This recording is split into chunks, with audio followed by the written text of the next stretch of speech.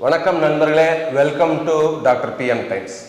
நண்பர்களே, இந்த பதிவில் ஒபிசிட்டி ஒருத்தருக்கு வருதுன்னா செல்லுலார் லெவலில், அணுக்கள் லெவலில் என்ன சேஞ்ச் இருக்குது அப்படிங்கிறத நம்ம முதல்ல பார்ப்போம். So obesity is nothing but excess adipose டிஷ்யூன்னு பார்த்தோம். இந்த அடிப்போஸ் டிஷ்யூவில் என்ன இருக்குது? அடிப்போசைட்ஸ் இருக்குது. அந்த அடிப்போசைட்டில் அசைல் கிளிசரால், ட்ரைகிளிசரைடு போய் சேமிக்கப்படுறதுனால ஒபிசிட்டி வருது. ஸோ நார்மலாக குழந்தையாக இருக்கும்போது ஒரு 6லேருந்து 9 வயது பையனுக்கு 7 to 9 பில்லியன் அடிப்போசைட்ஸ் இருக்கும். அவன் வளர வளர அந்த அடிப்போசைட்ஸ் நம்பர் இன்க்ரீஸ் ஆகும். ஸோ ஃபார் எக்ஸாம்பிள், ஒரு அடல்ட்டுக்கு, ஒரு 20 வயசு ஆணுக்கு 25 பில்லியன் அடிப்போசைட்ஸ் இருக்கும். ஒபேசிட்டி வர்றதுக்கு 2 காரணம் இருக்கு. ஒன்று, ஹைப்பர் ட்ராஃபி ஆஃப் அடிப்போசைட்ஸ், அடிப்போசைட் செல்லோட சைஸ் பெருசாகிறது. ரெண்டாவது, ஹைப்பர் பிளேசியா ஆஃப் அடிப்போசைட்ஸ், அடிப்போசைட்டோட நம்பர் அதிகமாகிறது. செல்லும் அதிகமாகி நம்பர் ரெண்டும் சேர்ந்து ஒரு சிவியர் ஒபேசிட்டியில். சரியா? ஸோ ஹைப்பர்ட்ராஃபி அண்ட் ஹைப்பர் ரெண்டுமே காரணம். செல் சைஸ் இன்க்ரீசஸ், இதில் நம்பர் இன்க்ரீசஸ். ஓகே, ஏன் சைஸ் இன்க்ரீஸ் ஆகுது? அடிப்போசைட்டுக்குள்ள கொழுப்பு படியறதுனால. கொழுப்பு படியும் போது என்னாகும்? நியூக்ளியஸ் ஃபெரிஃபரிக்கு போயிடும்.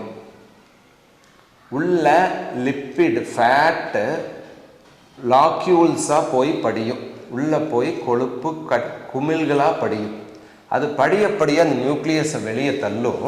அப்போ சைஸ் ஆஃப் தி செல்லு நார்மலாக 0.6 மைக்ரோகிராம் இருந்துச்சுன்னா, ஒரு குண்டான நபருக்கு அப் டு சே 0.9 அல்லது 1 மைக்ரோகிராம் அளவுக்கு செல்லோட சைஸு பெருசாகும்.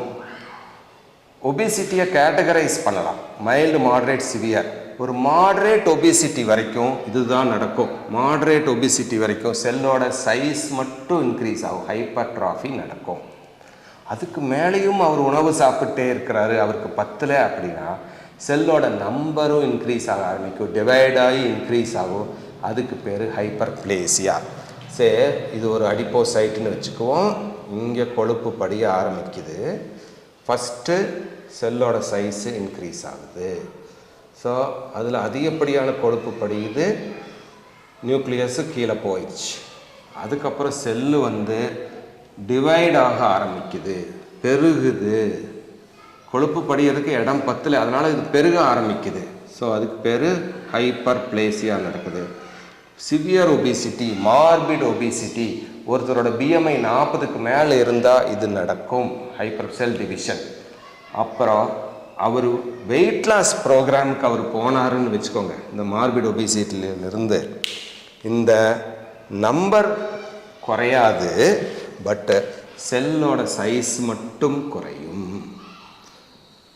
செல்லோட சைஸ் மட்டும் குறையும். ஸோ ஒரு மார்பிட் ரொம்ப குண்டான நபர் வெயிட் லாஸ் ப்ரோக்ராமுக்கு போகிறாரு, ஏதோ ஒரு ஹெல்த் சென்டரில் சேர்ந்து ஜிம்முக்கு போய் உணவு கட்டுப்பாடு இருந்து இல்லை மாத்திரை சாப்பிட்டு வெயிட் குறைக்கிற ப்ரோக்ராமுக்கு ஆனார்னா அவருக்கு பெருகுன அடிப்போசைட் அப்படியே தான் இருக்கும், பட் அதோட சைஸ் மட்டும் குறையும். ஸோ ஒரு சிவியர் ஒபீஸ் பர்சனுக்கு வெயிட் கண்ட்ரோல் ஏன் ரொம்ப கஷ்டமாக இருக்குன்னா இதுதான் காரணம்.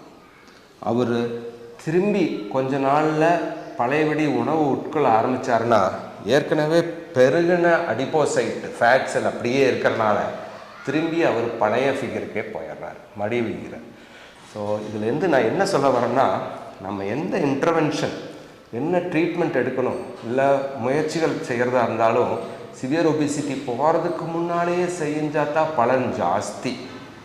ஓவர் வெயிட் கேட்டகிரிலேயோ இல்லை கிரேட் 1 கிரேட் 2 ஒபிசிட்டி இருக்கும்போது நம்ம முயற்சிகள் எடுத்தோம்னா செல் டிவைட் ஆகிறதில்ல, செல் சைஸ் மட்டும் பெருசாகுது.